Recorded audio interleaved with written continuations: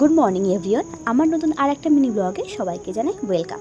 তো আজ হলো 31 জুলাই, কালকে থেকে আগস্ট মাসের 1 তারিখ।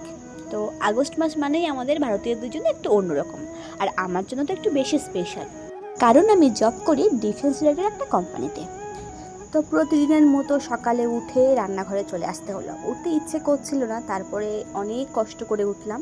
সকালে উঠে অনেকক্ষণ বসে একটা কথা ভাবছিলাম, যা হয় মনে হয় ভালোর জন্যই হয়।